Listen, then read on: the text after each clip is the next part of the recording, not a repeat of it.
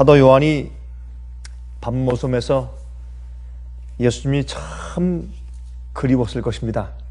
그 노년에 그 정치범들을 보내는 그런 격리 수용소죠.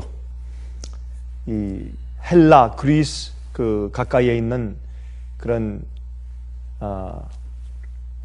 수용소인데 섬이죠. 밤모섬이라고. 로마에서 꽤 멀리 떨어진 곳입니다. 거기에는 사상범들, 정치범들을 보내는 그런 장소였습니다.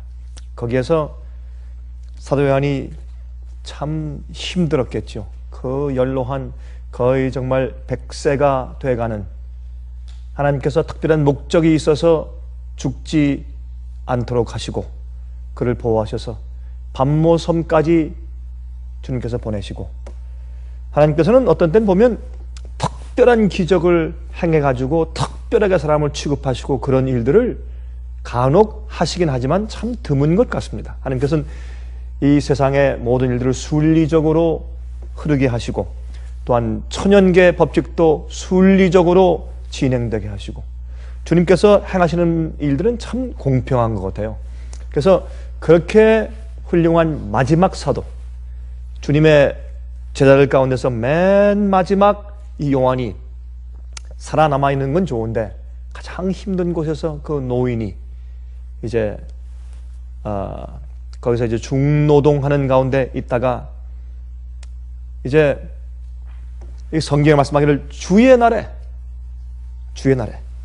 얼마나 주님이 그리웠으면 해변가에 가서 주님을 명상하고 기도하고 있는데 갑자기 뒤에서 큰 나팔 소리 같은 그런 음성이 들리는 것입니다. 그래서 그가 이렇게 돌이켜서 하늘을 보았다 그랬습니다. 그때 그가 예수님을 보았죠. 요한계시록 1장 12절부터 20절을 좀 펴서 보십시다. 우리가 그 장면을 여기서 엿볼 수가 있는데, 요한계시록 1장 12절부터 13절까지 있는 말씀을 보시면 이렇게 기록되어 있는 것을 볼 수 있습니다. 몸을 돌이켜 나더러 말한 음성을 알아보려고 하여 돌이킬 때에 7 금촛대를 보았는데, 너무나 우렁찬 나팔소리 같은 음성이 들리는데 그것은 예수님의 음성이었습니다. 예수님께서 그 노년에 고생하며 주님을 기다리고 있는 그 요한을 부르는 음성이었습니다.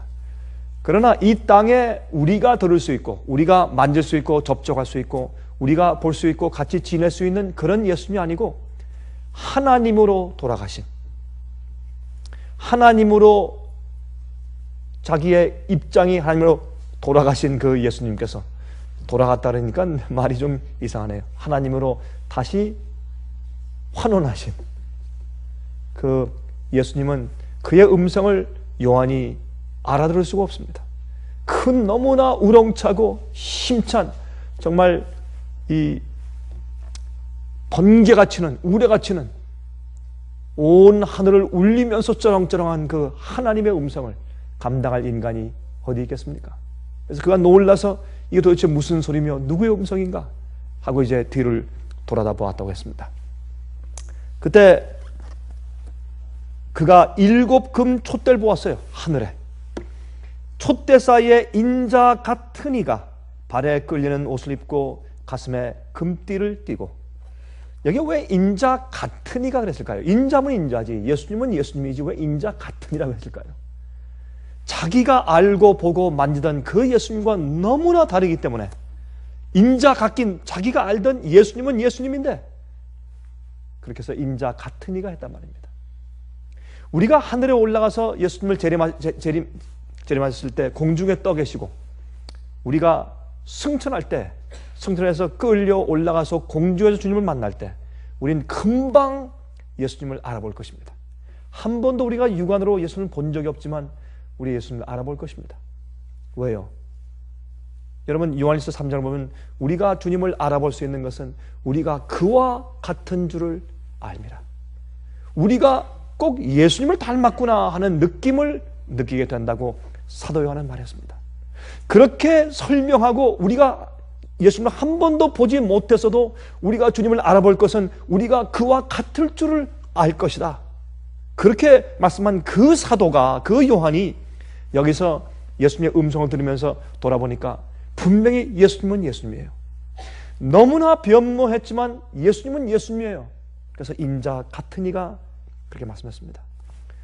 근데 이 발에 끌리는 옷을 입고 가슴에 금띠를 띠고, 이것은 대제사장의 모습입니다. 유대인들은 다 알아볼 수 있는 성소에서 일하시는 중보자 대제사장의 모습이에요. 그 머리와 털의 희가 흰 양털 같고 눈 같으며 하얗게 눈이 세상을 덮은 것처럼 그렇게 하얀 것입니다. 그의 눈은 불꽃 같고 사람의 심령과 생각과 동기를 꿰뚫어 보는 것 같은 그런 불꽃 같은 눈을 가지고 계시고, 그의 발은 풀무에 단련한 빛난 주석 같고. 여러분, 왜 빛난 주석입니까? 이것은 용광로에 이제 주석이나 어떤 철을 갖다가 넣고서 녹여서 그것이 용광로에서 완전히 녹여져서 나올 때는 시뻘건 그런 모습으로 불로 번쩍번쩍 빛나는 그런 붉은 모습으로 나오지 않습니까? 이것은 우리가 오늘날 현 세대를 말하면 마치 붉은 레이저 광선 같고, 아마 그렇게 표현할 수 있었겠죠. 번쩍거리는 빨간 그런 모습이 보이는 것입니다. 예수님의 얼굴은 햇빛처럼 빛나지만은 그의, 여러분, 머리는 하얗지만은, 그러나 예수님의 발과 또한 다른 몸을 보니까, 손이나 이런 것을 보니까 정말 붉어요. 그것은 하나님의 영광이 심하게 비치는 이제 그런 표현이 되겠죠. 근데 여기에 예수님의 그 머리가 희다. 저 같은 사람에게 좀 위로가 되는 얘기입니다. 예수님의 머리가 희대요. 까맣다고 하지 않고 예수님 머리가 희다. 그거 왜 그럴까요? 예수님의 모든 소속들이, 예수님의 겉모습과 모든 것이 의로운 것을 상징하겠죠. 예? 전혀 구김살과 죄의 자취가 없으신 하나님, 그래서 상징할 수 있겠죠. 그의 음성은 많은 물소리와 같으며, 여러분, 아무리 소리가 커도 물소리는 듣기가 좋아요. 여러분, 나야가라 폭포 옆에 가서 들어보세요. 시끄럽질 않아요. 그 웅장하고 멀리서 갈 때부터 소리가 쫙 들리는 그 폭포수 옆에 가서, 바로 옆에 가서 들어도 그 웅장한 소리, 물이, 그 수많은 그 양의 물이 막 떨어져서 그 밑에 바위를 때리고 그 밑에는 강물을 때리는데 그 큰 소리가 싫지를 않아요. 예? 그게 시끄럽지 않습니다. 소음이 아니에요. 하나님께서 큰 음성으로, 마치 물소리 같은 큰 음성으로 주님께서 하늘을 울리시는 것입니다. 또 이게 말씀하기를 그 오른손에 7 별이 있고 그 입에서 좌우에 낯선 검이 나오고, 그래서 우리가 알다시피 히브리서 4장에 하나님의 말씀은 좌우에 낯선 검같이 예리하여, 그렇게 말씀하는 것입니다. 주의 음성은, 하나님의 음성을 듣고 그 앞에 설 때 어떤 사람도, 누가 감히 자기 속에 숨길 것이 있겠어요? 하나님 앞에 누가 감히 자기의 양심과 자기 동기와 생각을 숨길 사람이 있겠어요? 모두 다, 아무리 이 세상에서 가장 거룩하고 깨끗한 자도 주 앞에 납작 엎드려서 자기가 죄인임을 고백할 것입니다. 그래서 좌우에 낯선 검 같은 음성이 나오고, 그 얼굴은 해가 힘있게 비추는 것 같더라. 내가 볼 때 그 발 앞에 엎드려져 나이가 많은 사도 요한, 형제들아, 우리가 사랑하자, 서로 사랑하자. 하나님은 사랑이시니 사랑의 사도 거룩하고 깨끗한 사도 요한도 그 계시 가운데 주님을 보고 납작 엎드렸어요. 납작 엎드렸어요. 죽은 자 같이 되매 그가 오른손을 내게 얹고 말씀하시되, 두려워 말라, 나는 처음이요 나중이니 곧 산자라. 다시 말해서 예수님은 우리의 구원의 시작이요 구원의 끝입니다. 중간에 우리가 어떤 경험을 할지라도 우리 마음과 뜻을 주님 앞에 드리고 굴복하고 주님의 손을 놓지만 않으면 주님은 우리 구원의 끝이세요. 우리가 시작을, 주님께서 우리 속에서 우리 구원의 경험을 시작하셨으면 그것을 끝내실 것입니다. 우리는 자주 우리가 마음이 흔들리거나 두려워하지만 하나님은 알파와 오메가래요. 처음이요 나중이시요. 우리 속에 구원을 시작하시는 분이 주님께서 그 구원을 끝내실 것이라고 성경은 말씀하고 있습니다. 전 그것을 믿습니다. 전 그것을 믿습니다. 여기 말씀하기를 나는 처음이요 나중이니 곧 산자라. 내가 전에 죽었소노라. 볼지어다 이제 세세토록 살아있어 사망과 음부의 열쇠를 가졌노니. 우리가 죽어도 살겠고 주님을 믿으면 죽어도 살겠고 또 영원히 살 것이라. 왜요? 예수님께서는 사망과 음부의 죽음과 무덤의 열쇠를 가지고 있어요. 우리가 원하고 주 앞에 마음을 들이면 우리가 죽어도 좋고 병나도 좋고 어떤 일이 있어도 주님을 신뢰하면 아무 두려움이 없는 것이 이 세상의 무덤이 어떤 거라도 우리 위를 닫아버리고 우리를 가둔다고 할지라도 주님은 무덤에서 우리를 부활시키시고 사망의 권세소를 부활시키시고 우리를 용서하시며 영원히 살 생명을 주시는 열쇠를 가진 분이기 때문에 우리는 걱정할 필요가 없는 것입니다. 그러므로 내 본 것과 이제 있는 일과 장차 될 일을 기록하라. 그렇게 말씀하시면서 내가 너에게 이 계시를 주는 것은 내가 내 교회를 구원할 것이기 때문에, 내가 너를 구원하고 내 백성을 구원할 것이기 때문에 내가 내 교회를 위해서 주는 모든 계시를 지금 받아 적어라. 다 기록해라. 앞으로 교회가 어떤 위험과 어떤 어려움을 통과하면서 내가 그들을 어떻게 구속하고 내가 마지막 원수를 어떻게, 교회의 마지막 원수인 사탄을 내가 어떻게 멸할 것이며 어떤 그런 경로를 통과할 것인지 내가 다 알려줄 것이다. 내가 너에게 알리지 않고 이루는 일이 없다. 적어라, 적어라. 내 본 것은, 여보세요, 이제 있는 일과 장차 될 일을 기록하라. 이게 무슨 뜻이에요? 반드시 그런 일이 이루어진단 말이에요. 만약에 주께서 말씀하신 이 예언이 이루어지지 않으면 하나님은 가짜죠. 하나님께서 계신 것이 아니죠. 그러나 성경 예언 가운데 제가 가장 두려운 것은 뭐냐면 성경에 제가 이해하는 그 예언들이 너무나 시대적으로 조목조목 정확하게 이루어져 나가는 것을 볼 때 이 세상에 하나님의 살아계심을 부인할 길이 없는 것입니다. 너무나 주의 말씀은 정확하게 이루어지고 있기 때문에 그것이 우리를 하나님이 보이지 않지만 우리를 주 앞에서 떨게 만들고 두렵게 만드는 것이에요. 여기 말씀하기를 내 본 것과 내 오른손의 7별의 비밀과 7 금촛대라. 그렇죠? 내 본 것과 이제 있는 일과 장차 될 일을 기록하라. 반드시 될 거야. 그리고 또 말씀하기를 내 본 것은 내 오른손의 7별의 비밀과. 여러분 흥미있는 것은 말이죠, 2장부터 7 교회의 예언을 말씀하시고 4장과 5장은 하늘에 올라가서 주님께서 어떤 일을 하시는지를 보여주시고 다시 이 땅에 내려와서 6장에는 뭘 보여주십니까? 7 교회를 보여주시고, 그렇죠? 아니 2장과 3장에는 7 교회를 보여주시고 그 다음에 6장에 가서 7 인을 보여주시고 7장에 가서는 마지막 14만 4천에 대해서 보여주시고 8장에 가서는 8장부터 9장 가서 나중에 11장에 있는 데까지 뭘 보여주십니까? 7 나팔을 보여주세요. 이렇게 이제 지금 있는 일과 장차 될 일을 기록하라고 계시를 보여주시기 전에 뭘 보여주시냐면 여기에 내 본 것은 내 오른손의 7별의 비밀과 이걸 보여주는 거예요. 요한계시록은 그런 계시로 시작을 해요.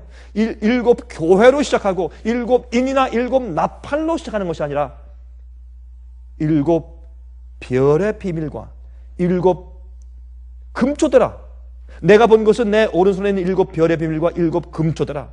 말씀하세요. 7 별은 무엇이냐? 7 교회의 사자요, 7 교회의 지도층에 있는 사람이에요. 교회 책임자요, 7 교회 사자요, 7 촛대는 7 교회니라. 그러니까 다시 말해서 예수님께서 뭘 하십니까? 하늘에 보니까 지금 뭐예요? 7 금촛대가 있어요. 그 사이에 서 계신 예수님이니까 교회를 돌보시는 분으로 시작하는 것이 요한계시록의 계시의 시작이에요. 내가 앞으로 너에게 좀 보여주는 계시는 무서운 것이야. 어떤 의미에서 겁나는 것이야. 교회가 어떤 시련과 어떤 환난을 통과할지를 내가 너에게 보여주는 것이야. 마지막 교회가 어떤 환난을 개국 이래 없던 환난을 어떻게 통과할지를 보여주는 것이기 때문에 어떤 땐 이 계시를 너희가 보고 또한 이해하고 말할 때 참 너희 마음 가운데 두려움이 있을 것이다. 떨릴 것이다. 그러나 기억하라. 내가 너희와 항상 함께 할 것이다. 그걸 말씀하시는 것이에요. 주님께서는 그런 것을 보여주시는데 내가 세상과 마귀에게 너희를 맡기는 것이 아니라 내가 너희와 함께 있을 것이다. 사드락과 메삭과 아벳느고가 풀무불 가운데 있을 때 거기에 함께 하신 예수님께서 이 웅장하고 두려운 위기투성인 그런 이 요한계시록을 보여주시기 전에 주님께서 그러나 너희 교회와 그 교회의 지도자들은 내 손에 있는 것이야. 내가 너희와 함께 있다. 나는 이 일곱 촛대는 일곱 교회를 상징하는데 이 일곱 교회, 내 교회를 절대로 떠나지 않는다. 그래서 우리가 가끔 우리가 시련과 어려움이 있고 고통이 있을 때 주님께서 이렇게 말씀하십니다. 너희의 생애가, 너희의 일이 내 손 안에 있다. 일곱 교회와 일곱 촛대와 일곱 별들은 내 손 안에 있는 것이야. 내가 너에게 지금 보여준 계시는 바로 그거야. 내가 지금 어디 있니? 내가 천사들과 어딜 여행하고 있니? 아니야. 나는 시간이 많다. 나 그렇다고 내 모든 시간을 어디에 쏟고 있니 내가? 내가 저기 타락하지 않는 어떤 인간들에게 가는 것이냐? 천사들과 찬송을 부르는 것이냐? 뭐 하는 것이냐? 내가 이 하늘에 올라와 있는 것은 내가 교회와 함께 있기 위함이다. 내 온 뜻과 내 마음과 정성과 생각은 이 땅에 있는 교회 너희들에게 가 있는 것이다. 그거를 우리에게 지금 말씀하시는 것입니다. 일곱 교회의 사자와 일곱 촛대는 일곱 교회입니다. 그런데 여러분 재밌는 것은 말이죠.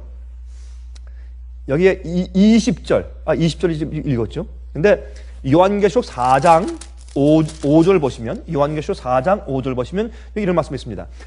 하늘에 이제 올라오라 해서 계시 가운데 들어가서 이미 성령을 받고 있는 그런 사도 요한에게 성령을 더 주시소. 왜? 2절에 내가 곧 성령에 감동하였더니 보라 하늘에 보좌를 베풀었고, 성령에 감동해서 계시를 보는 사도 요한에게 하늘로 끌어올리기 위해서 더 큰 성령을 주시는 것이에요. 우리도 지금 성령의 은혜 가운데 살지만 앞으로 하나님 은혜 가운데서 마지막 환난 통과하기 전에 더 큰 성령을 받는 것이요. 여러분 11제자가 말이죠. 그렇죠? 이 다락방에 있을 때 그들은 더 큰 성령을 받고 나가서 외친 것처럼 그런 일이 우리에게도 있는 것이죠. 여기 4절 보세요. 또 보좌에 둘려 24 보좌들이 있고 그 보좌들 위에 24 장로들이 흰옷을 입고 머리에 금 면류관을 쓰고 앉았더라.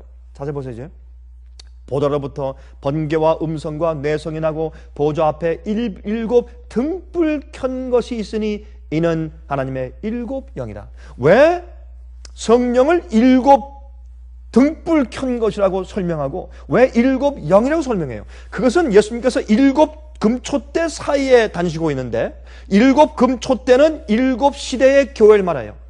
에베소, 서모나, 버가모, 사대, 두아디라, 필랄레비아, 라오디게아 같은 이런 일곱 교회를 시대적인 일곱 시대의 각 하나님의 교회를 상징하기 때문에 여러분 이것은 무엇입니까? 각 시대마다 떠나지 않고 역사하시는 성령의 역사 상징하는 것이에요. 그러니까 성령을 어떻게 얘기했어요? 일곱 금촛대 각 촛대 첫 번째, 두 번째, 세 번째 이 세상 역사의 흐름에 있어서 교회들에 떠나지 않고 항상 역사하시는 그 성령이라고 해서 일곱 영이요. 일곱 영이에요. 그렇죠?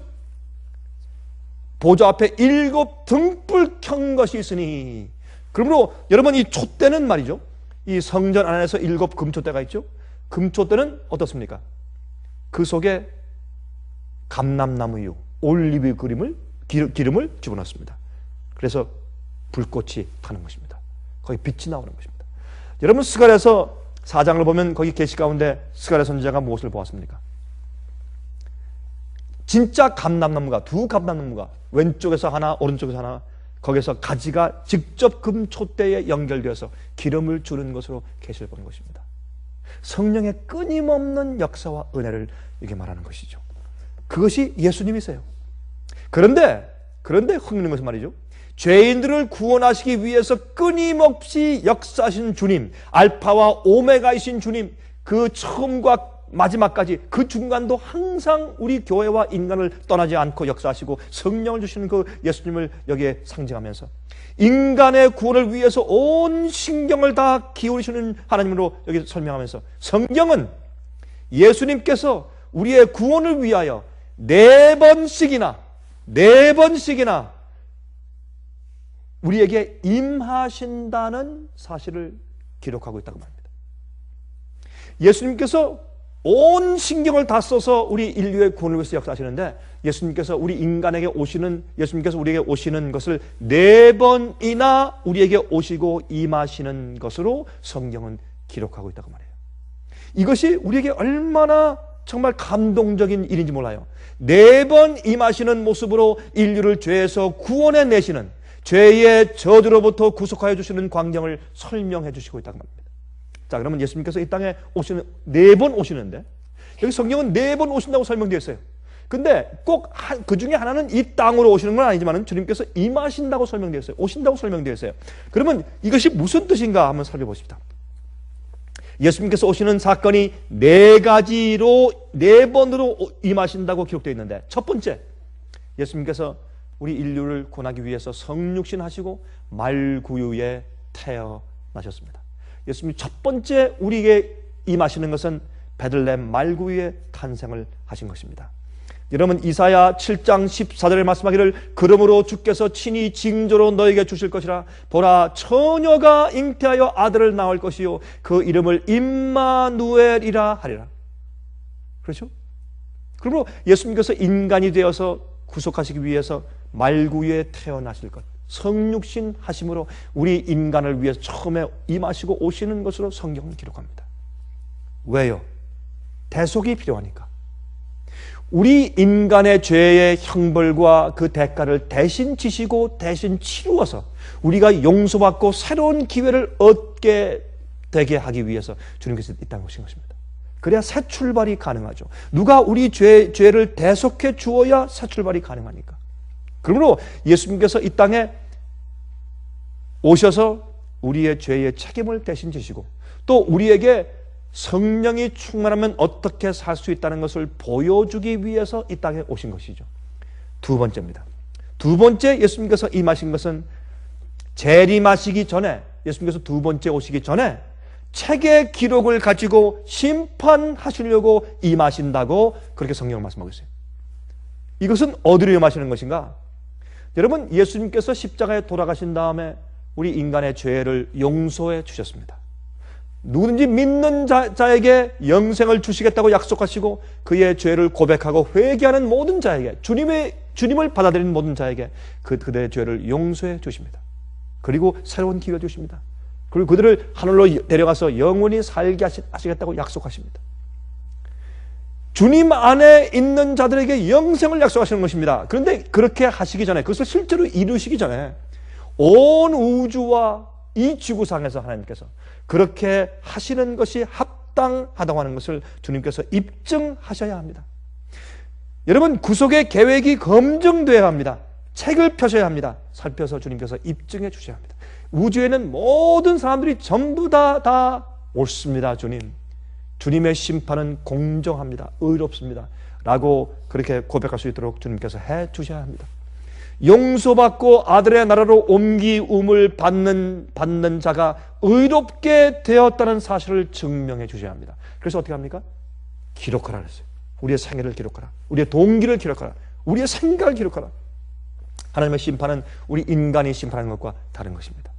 그렇게 해서 주님께서 책에 기록하라고 말씀하세요. 천사들이 우리의 생애를 기록한다고 말했어요. 그것은 두려운 일이 아니라 그것은 오히려 우리의 마음속의 동기와 우리가 의롭다는 것을 주님께서 인정해 주시기 위한 증거자라는 것입니다. 우리가 주님을 사랑하기만 하면. 다니엘 7장 9절부터 14절 보시면 이런 말씀 있죠. 내가 보았는데 왕좌가 놓이고 옛적부터 항상 계신 이가 좌정하셨는데 그 옷은 희기가 눈 같고 그 머리털은 깨끗한 양의 털 같고 그 보좌는 불꽃이요 그 바퀴는 붙는 불이며. 여러분, 사도 요한과 다니엘은 둘 사이에 거의 600년, 700년 떨어진 그런 기간 가운데 살던 사람이에요. 그러나 그들이 본 예수님의 모습은 똑같아요. 그 참 이상하죠? 그러므로 이것은 무엇을 말합니까? 성경은 사실이라는 것을 말하는 것입니다. 불이 강처럼 흘러 그 앞에서 나오며 그에게 수종드는 자는 천천히요 그 앞에 시위한 자는 만만이며 심판을 베푸는데 책들이 펴놓이더라. 이것은 하나님의 아버지예요. 하나님의 아버지께서 먼저 보좌에 앉아 계시는데 거기에 심판을 베푸는 책들이 펴놓여 있어요. 무슨 책입니까? 천사들이 우리의 생애를 기록하고 우리의 동기를 기록하고 우리의 회개를 기록하고 우리의 고백을 기록하고 우리가 의롭다함을 받은 사실을 기록한 예수님께서 우리를 구원할 수 있는 증거요. 그 책을 앞에 다 펴놓고 있어요. 심판이 시작돼요. 근데 이 심판은 예수님께서 이 땅에 두 번째 오시기 전에 심판이 있어야 합니다. 그래야 예수님께서 이 땅에 와서 죽은 의인들을 부활시키시고 살아있는 의인들과 합쳐서 공중에 끌어올려 갈 수 있는 권한을 가지시죠. 하나님은 무슨 일인지 할 수 있는 권한이 있죠. 그러나 여기는 주님께서 모든 사람들에게 인식시키고 그들의 동의를 받으셔야 하는 것입니다. 문제와 전쟁의 생겼기 때문에 그때 내가 그 큰 말하는 작은 뿔의 목소리를 인하여 주목하여 보는 사이에 짐승이 죽임을 당하고 그 시체가 상한 바 되어 붙는 불에 던진 바 되었으며 보니까 어떻게 해요? 지금 이 짐승의 세력이 교황권의 세력이 이제 앞으로 세상의 큰 권세와 핍박을 향할 것이에요. 그러나 하나님께서 어떻게 해요? 다 심판하실 텐데 뭐 때문에? 주님께서 책을 펴시기 때문에. 13절 보세요. 내가 또 밤 이상 중에 보았는데 인자 같은 이가 누구예요? 예수님이에요. 인자 같은 이가 하늘 구름을 타고 와서 옛적부터 항상 계신 자에게 나와 그 앞에 인도되며 천사들이 대동하고 영광의 구름을 타고 천사들의 임재와 함께 예수님께서 오시는데 이것은 예수님께서 이 땅에 심판을 집행하시고 의인들을 데려가시기 위해서 주님께서 이 세상의 역사를 끝내시기 위해서 재림하시는 모습과 아주 흡사해요. 제가 젊을 때 이걸 읽었을 때 이것은 예수님의 재림의 모습이구나. 전 그렇게 이해하고 말았어요. 나중에 보니까 그것이 아닙니다. 그 예수께서 오시는데 이 땅으로 오시는 것이 아니라 하나님 아버지 앞으로 인도돼요. 예수님께서 임하세요. 그것도 예수님께서 오시는 것인데 이 땅에 오시는 것이 아니라 이 땅에 있는 의인들을 구속하시고 그들을 영원히 데려갈 수 있는 권리를 얻으시기 위해서 책을 펴시고 먼저 조사하고 심판하는 일을 하시기 위해서 아버지 앞으로 나아가는 모습이 기록되는 것입니다. 이것도 예수님께서 임하시는 구속의 장면이에요. 그 일이 반드시 선제해야 합니다. 이 땅에서도 어떤 사람을 언도하고 죽이든지 살리든지 해방시키든지 아니면 감옥에 넣을 때 아니면 벌금 물릴 때 반드시 조사 심리가 필요한 것처럼 하늘에서 그 일을 위해서 예수님께서 아버지 앞으로 임해 가신다라고 성경을 말씀하고 있단 말입니다. 그 다음에 이제 세 번째 임하시는 걸 보십시다. 세 번째. 그런데 예수께서 두 번째 조금 더요. 여기 다니엘 7장 14절 보시면 그에게 권세와 영광과 나라를 주고 모든 백성과 나라들과 각 방언하는 자로 그를 섬기게 하였으니 그 권세는 영원한 권세라 옮기우지 아니할 것이요 그 나라는 패하지 아니할 것이니라. 다시 말해서 예수님께서 그 심판을 통해서 예수님께서 두 번째 오셔서 집행 심판하시기 전에 예수님께서 하늘에 있는 심판하는 장소로 아버지 앞에 나가서 책을 펴고 같이 살피고 주님께서 어떤 결정을 다 하신 다음에 인류의 모든 각 사람들을 위해서 주님께서 운명을 결정 지으신 다음에 그 다음에 예수님께 권세와 영광과 나라가 주어져요. 무슨 나라예요? 하늘나라가 아니에요. 이 땅의 나라요. 이 땅의 나라요. 세 번째 임하시는 걸 보십시다. 세 번째 임하면 영광의 구름을 타시고 재림하시는 것입니다. 죽은 의인들을 부활시키기 위해서 오시는 것입니다. 살아있는 의인들을 데리고 가시기 위해서 오시는 것입니다. 여러분, 의인들을 악인들로부터 분리시켜야 합니다. 알곡과 가라지에 비유해서 보면 세상 끝에 어떻게 해요? 가라지를 골라내어 불에 태우고 알곡을 창고에 들인다고 했습니다. 예수님께서 그 일을 하시기 위해서 마지막 추수를 끝내기 위해서 이 땅에 재림하시는 것이죠. 두 번째 오시는 것이죠. 그것을 성경에는 세 번째 임하시는 것으로, 왜냐하면 첫 번째 성육신하시는 것과 나중에 집행 심판하시기 위해서 의인들을 구하시기 위해서 마지막 역사를 끝내시기 위해서 재림하시지만 그 사이에 하나님께서 예수님께서 심판하는 장소로 임하시는 것이 하나 끼어 있는 것을 우리가 볼 수가 있습니다. 이사야 24장 3절부터 5절 보시면 땅이 온전히 공허하게 되고 온전히 황무하게 되리라. 여호와께서 이 말씀을 하셨느니라. 땅이 슬퍼하고 쇠잔하며 세계가 쇠약하고 쇠잔하며 세상 백성 중에 높은 자가 쇠약하며 땅이 또한 그 거민 나라에서 더럽게 되었으니 이는 그들이 율법을 범하며 율례를 어기며 영원한 언약을 파하였습니다. 예수님께서 아무리 십자가에서 수백 번 돌아가셨을지라도 우리가 예수님과 함께 새 언약 가운데 들어가지 않으면, 여러분, 옛 언약과 새 언약의 조건은 똑같죠? 주의 말씀과 계명대로 살라는 것입니다. 그러면 살고 아니면 죽는 것입니다. 간단하게 얘기하면. 그러나 새 언약에 들어가는 것은 예수님의 십자가의 보혈과 그 감사함과 사랑에 의해서 주님의 뜻대로 살게 되는 것이죠. 이 땅이 이렇게 저주를 받아서 이렇게 더럽혀진 것은 그 안에 있는 인간들이 어떻게 했다고요? 언약을 파했다고. 하나님과의 그 거룩한 언약을 파했어요. 요한계시록 22장 10절부터 12절, 또 내게 말하되 이 책의 예언의 말씀을 임봉하지 말라. 때가 가까우니라. 불의를 하는 자는 그대로 불의를 하고. 다시 말해서 이 세상의 은혜 시간이 끝나면 그것은 무슨 말인가 하면, 죄를 짓는 사람은 그대로 죄를 짓고, 계명을 어기는 자들은, 영원한 하나님과의 언약을 폐하는 사람은 계속 폐하고, 그렇죠? 의로운 자는 그대로 의를 행하고, 거룩한 자는 그대로 거룩되게 하라. 다시 말해서 자기가 지금까지 결정해온 습관에 따라서 자기의 성품이 꼴져졌어요.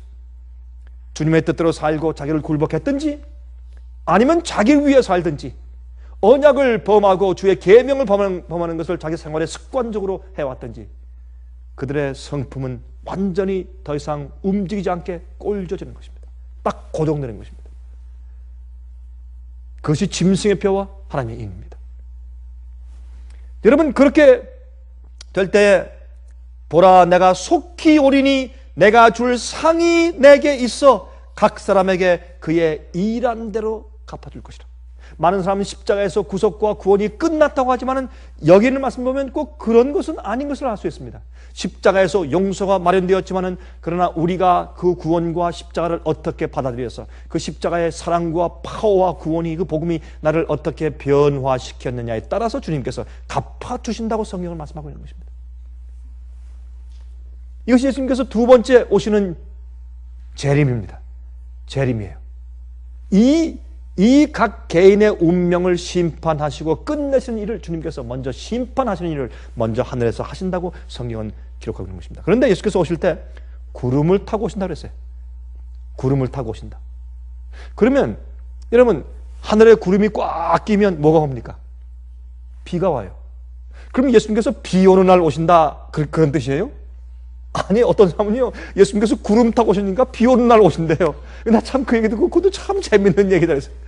참 사람들 생각은 자유인데 참 사람들 나라 별 생각을 다 해요. 어떻게 구름 타고 오시는데 비 오는 날 오신다고 생각이 돌아갈지 모르겠어요. 근데 이게 무슨 말이겠어요? 시편 104장 3절입니다.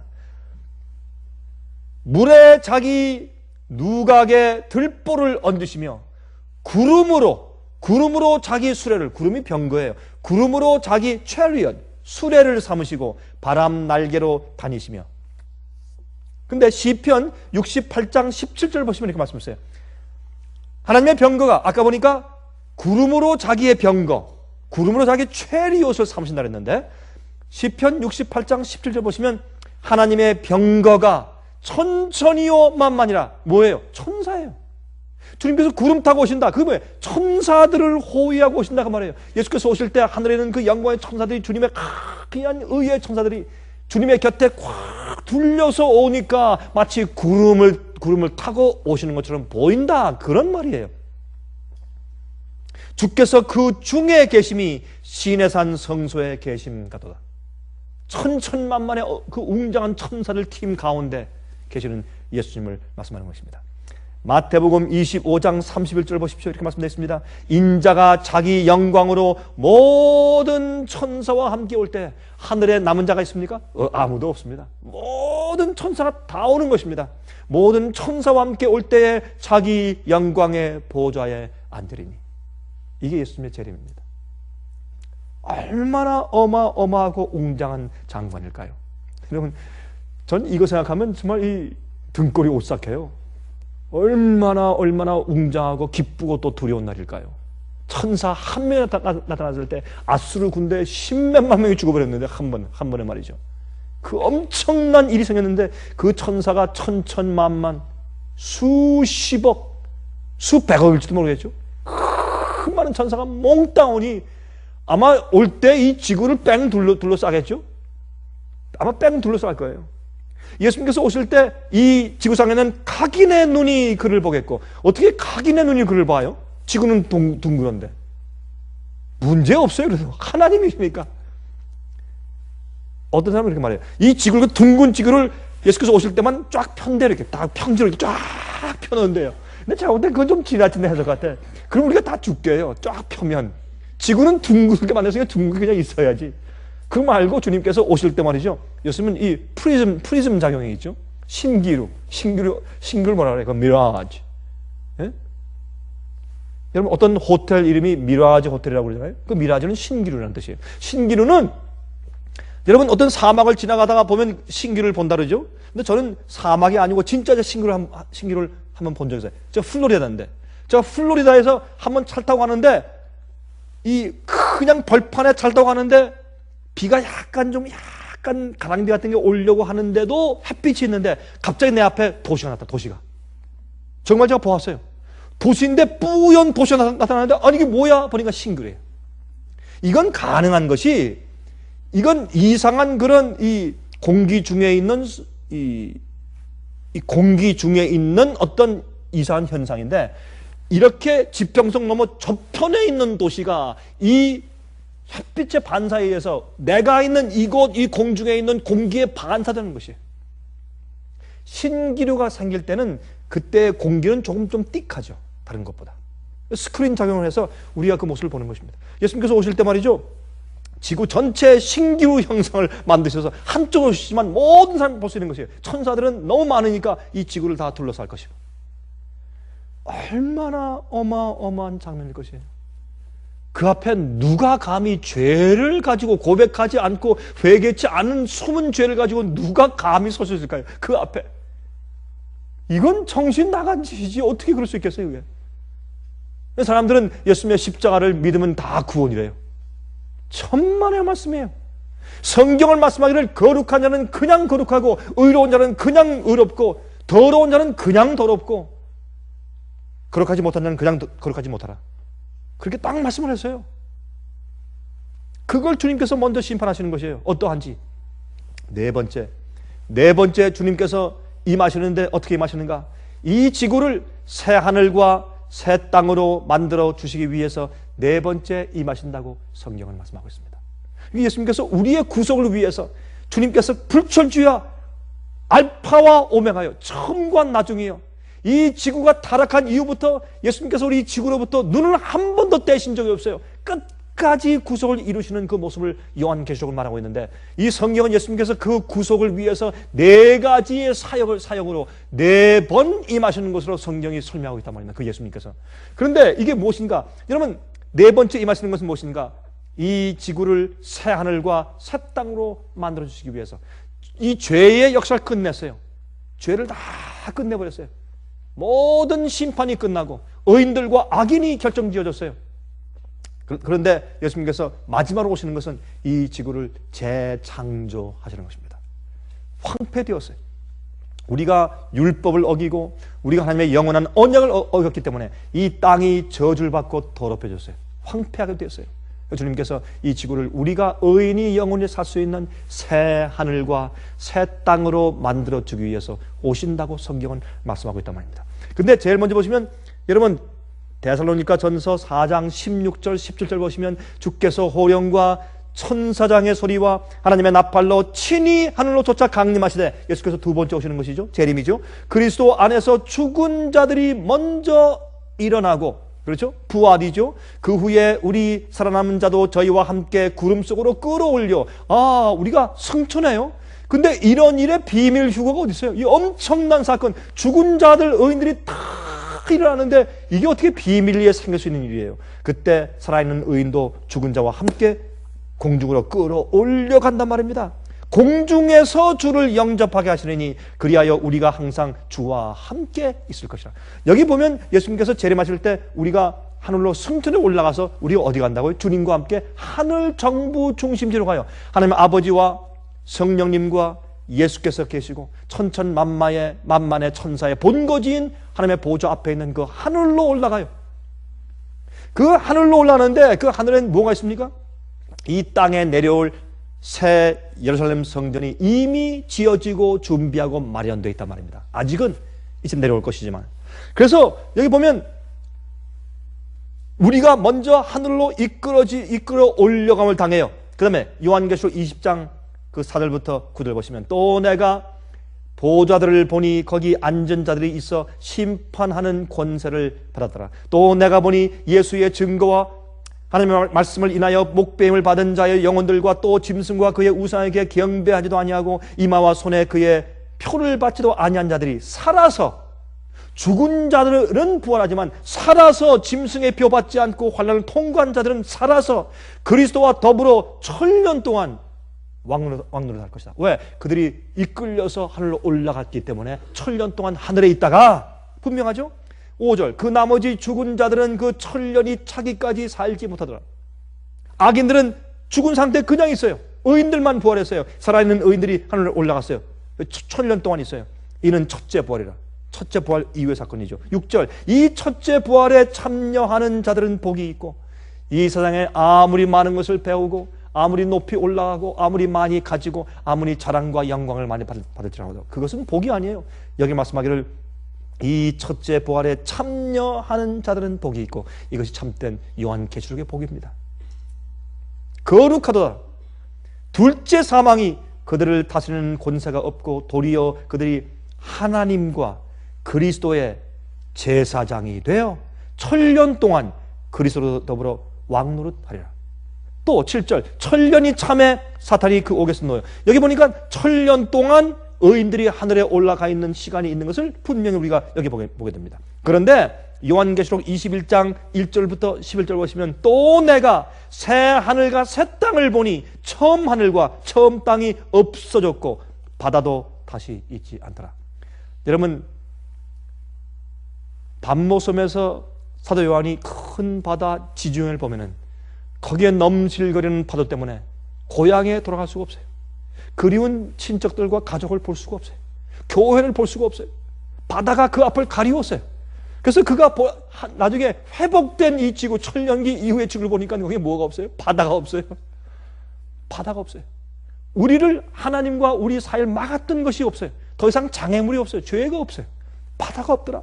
새롭게 되었어요.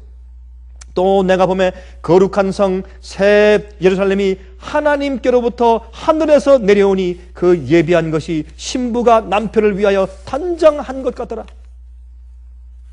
사람이 가장 아름다울 때가 그 신부가 시집가는 날이겠죠. 내가 들으니 보좌에서 큰 음성이 나서 그러되 보라, 하나님의 장막이 사람들과 함께 있음에 하나님이 저희와 함께 거하시리니 저희는 하나님의 백성이 되고 하나님은 친히 저희와 함께 계셔서 모든 눈물을 그 눈에서 씻기심에 다시 사망이 없고 애통하는 것이나 곡하는 것이나 아픈 것이 다시 있지 아니하리니 처음 것들이 다 지나갔습니다. 이거 읽을 땐 좀 다자를 좀 길게 발음해야 돼요. 처음 것들이 다 지나갔습니다. 우리의 모든 실수와 실패와 죄와 또 억울한 것들과, 여러분 억울한 거 많아요? 억울한 거 많지요. 슬픔과 괴로움과 고통과 답답함과 그거 다 지나갔어요. 보좌에 앉으신 이가 말씀하시되 보라, 내가 만물을 새롭게 하노라 하시고 말씀하시되 이 말은 신실하고 참되니 기록하라 하시고 요한에게 내가 반드시 이렇게 될 것이고 이 지구가 완전히 회복된 다음에 새 하늘과 새 땅이 될 것이야. 뭐해 요한아, 빨리 적어. 내 말은 진짜 이거. 난 그렇게 할 것이야. 나는 알파와 오메가야. 우리가 이 말씀 한마디 한마디 이게 뜯어서 읽고 우리가 이해하면 얼마나 감동적이고 우리 가슴에 메어지는지 몰라요. 이게 진리예요. 9절, 7 대접을 가지고 마지막 7 재앙을 담은 7 천사 중 하나가 나와서 내게 말하여 그러되 이리 오라, 내가 신부 곧 어린 양의 아내를 내게 보이리라 하고. 여러분, 여기에 이리 와라. 지금 요한이 어디 있어요? 밤모섬에 있어요.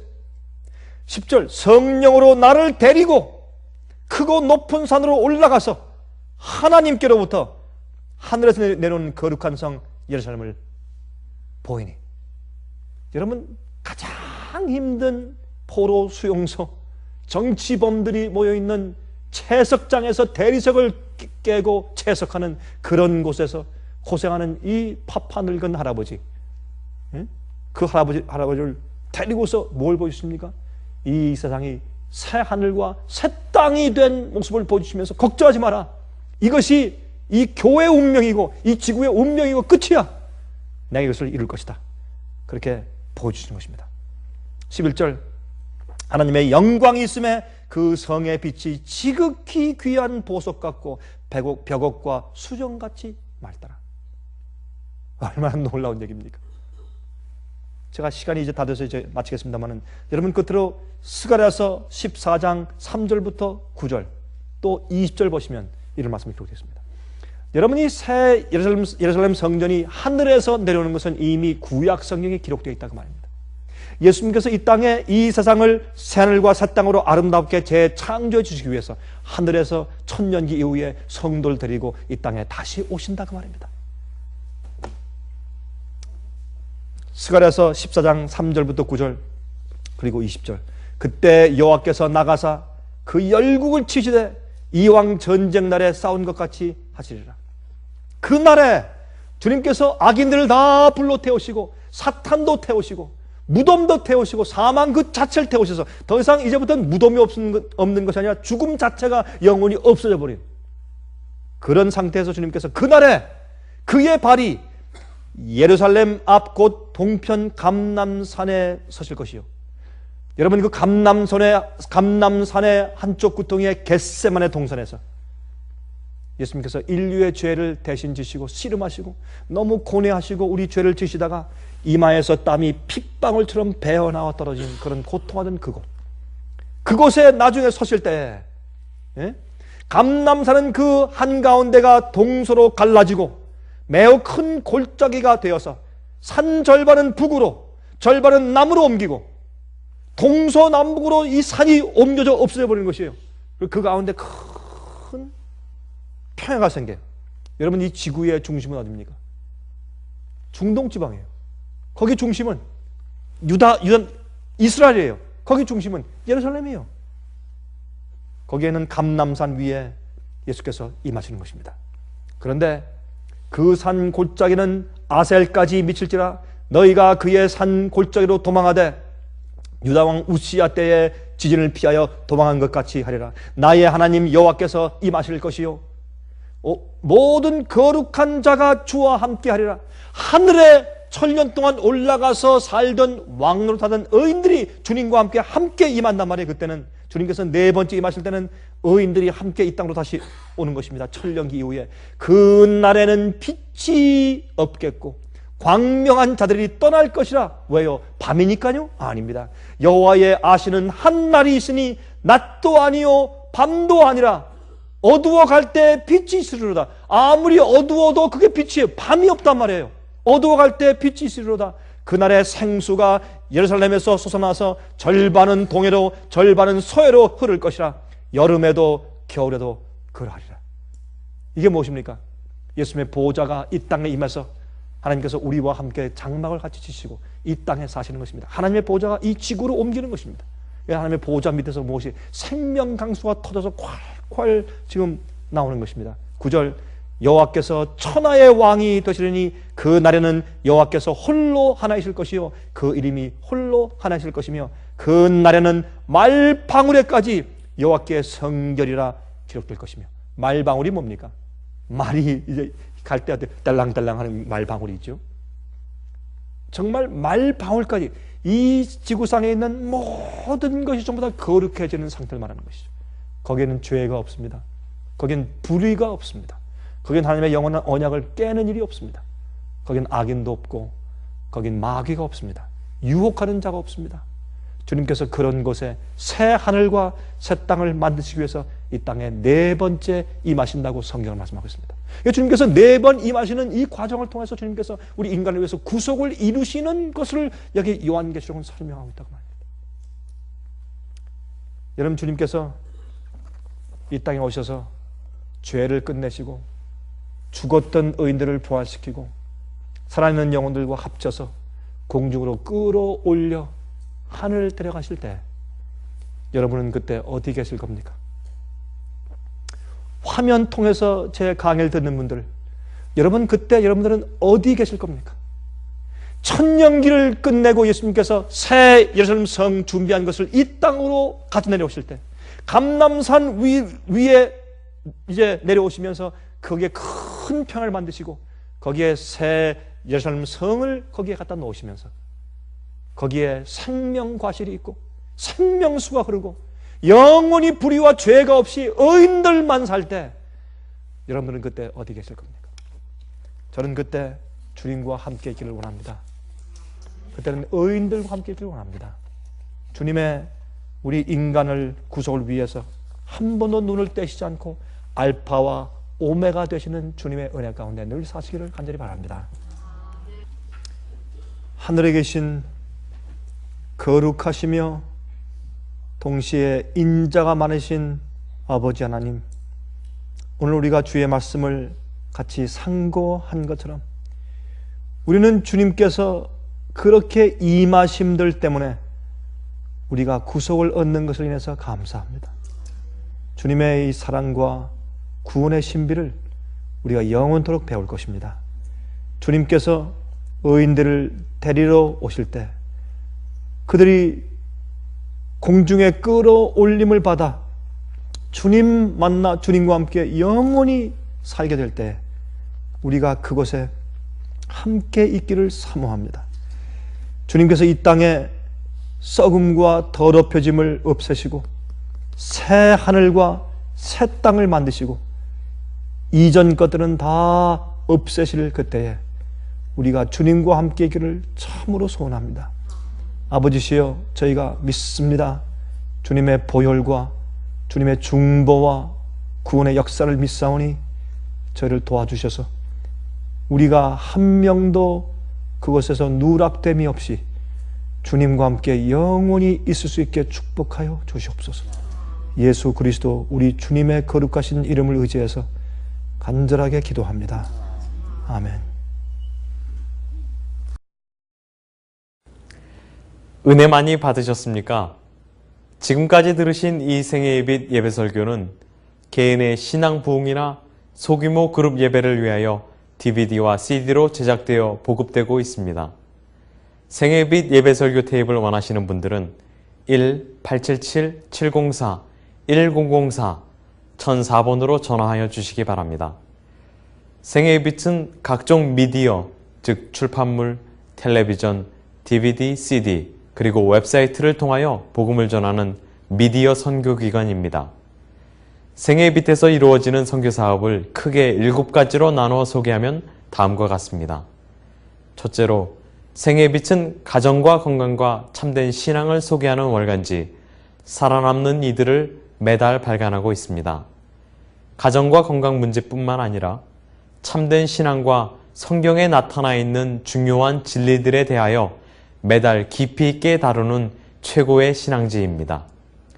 둘째로, 생애빛은 미국의 주요 도시에서 텔레비전 선교 방송을 하고 있습니다. 많은 분들은 생애빛 선교 방송을 통하여 복음을 발견하고 새로운 생애를 살아가고 있습니다. 셋째로, 생애빛에서는 우편통신을 통하여 평신도들의 성경 연구를 도와드리는 성경통신학교를 운영하고 있습니다. 성경에 나타나 있는 중요한 문제들에 대하여 체계 있게 공부하기를 원하시는 분들은 성경 연구 단기 코스와 계시록을 통한 성경 교리 연구, 또한 요한계시록 연구 과목을 신청하시기 바랍니다. 교재 및 모든 비용이 무료인 생애빛 성경 연구 과정을 통하여 복음과 예언 문제를 가장 쉽고 체계 있게 공부하시기를 바랍니다. 넷째로, 생애빛은 예언 연구를 위하여 특별하게 제작된 DVD 시리즈를 나누어 드리고 있습니다. 성경 구약과 신약의 대표적 예언서인 다니엘서와 요한계시록을 처음부터 마지막까지 자세하게 해설해 드리는 예언 연구 DVD 시리즈를 통하여 많은 분들이 성경과 미래에 대한 새로운 시야를 가지고 살아가게 되었습니다. 마지막 시대의 복음과 비밀이 담겨져 있는 다니엘과 요한계시록 DVD 시리즈를 신청하셔서 새로운 영적 부흥을 체험하시기 바랍니다. 다섯째로 생에 비친 강병국 목사님의 예배 설교가 담겨져 있는 DVD와 CD를 원하는 모든 그리스도인들에게 나누어 드리고 있습니다. 매주 생애의 빛 예배 설교 테이프를 받기를 원하시는 분들은 생애의 빛으로 연락하여 신청하여 주시기 바랍니다. 여섯째로 저희 생애의 빛 선교센터에서는 성경 신구약의 모든 진리를 요약하여 각 주제별로 소책자를 만들어 놓았습니다. 이 책자는 오류가 난무하는 혼돈스러운 세상에서 여러분들을 정확한 하나님의 말씀의 길로 안내해 드릴 것입니다. 이 소책자를 신청하시려면 생애의 빛 뉴욕 지부로 신청해야 하는데 뉴욕 지부의 번호는 1-888-881-1004 1-888-881-1004 1004번입니다. 끝으로 생애의 빛 선교 사업에 대해서 좀 더 자세하게 알기를 원하시는 분들은 웹사이트 www.sostv.net을 방문하시기 바랍니다. 생애의 빛 웹사이트에는 지금까지 나온 모든 월간지와 DVD, 텔레비전 방송물들을 누구나 무료로 보실 수 있도록 준비되어 있습니다. 지금까지 소개해드린 생애의 빛 선교 교재들 중에서 원하시는 책자나 테이프 있으시면 무료 전화 1-877-704-1004 1-877-704-1004 1004번으로 신청하여 주시기 바랍니다. 미국 동부 시간으로 월요일부터 금요일까지 9시에서 5시 사이에 전화해 주시기 바랍니다. 그럼 다음 시간까지